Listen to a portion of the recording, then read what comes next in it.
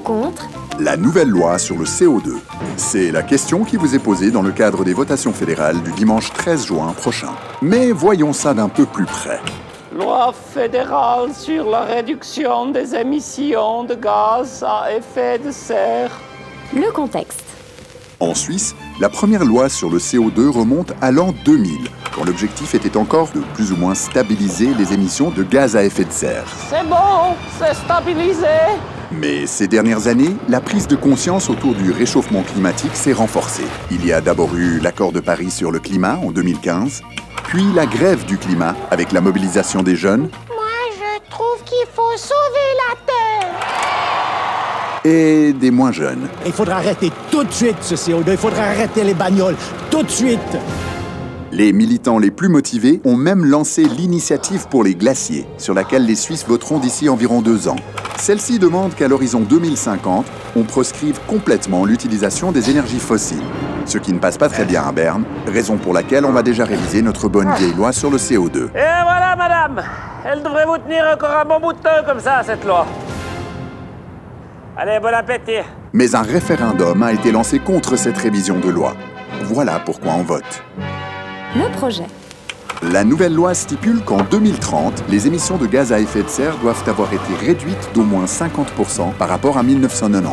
Pour atteindre cet objectif, elle prévoit notamment la possibilité d'augmenter le prix du carburant d'une dizaine de centimes par litre. Vous voulez quoi? Que je me déplace en bus? Elle prévoit aussi une taxe sur les billets d'avion qui pourrait aller d'une trentaine de francs pour un vol court courrier. Alors, ça fera 168 francs pour votre test PCR, 30 francs pour la taxe CO2 et 9 francs 90 pour le vol lui-même. Bon voyage! À plusieurs milliers de francs pour des vols en jet privé. Who gives a fuck?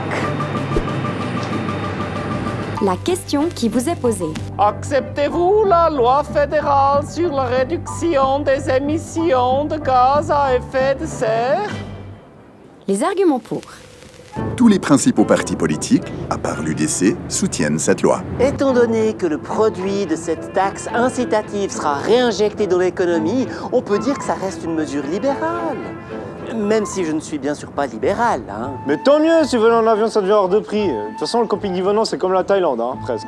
Cette loi, c'est un bon compromis. Elle est raisonnable, alors soyez-le aussi. Et arrêtez d'aller jouer au tennis dans les succursales de Crédit Suisse. Leur recommandation, votez oui. Oui. Les arguments contre. La branche pétrolière, la branche automobile et plusieurs associations fêtières qui craignent pour leur secteur d'activité sont contre cette nouvelle loi. Le pétrole, c'est du compost de dinosaures. C'est donc un produit naturel, et même bio, hein, puisqu'à l'époque, ils n'utilisaient pas de pesticides. Le Covid, l'élection de Joe Biden, l'huile de palme, le réchauffement climatique. Franchement, vous en avez pas marre de croire à toutes ces fake news? Vous avez pensé aux livreurs de mazout, aux réviseurs de citernes, aux ramoneurs? On va faire quoi, nous? Bosser pour Uber? Chier. Leur recommandation, votez non. Non. Il faut sortir du pétrole. On peut sortir d'une maison ou bien d'une cheminée, mais on peut pas sortir du pétrole. Non, mais notre société, elle va droit dans le mur, hein. Retourne sur ta colline, au Mormon. Je peux pas, y a plus de collines. Ah ouais, juste. Le dimanche 13 juin 2021, l'avenir des vols low cost, des nettoyeurs de citernes et de cheminées, et aussi un petit peu de la planète, est entre vos mains. Un petit arrière-goût de Diplodocus. Ou bien de Brontosaure. Alors, vous allez voter, oui ou non?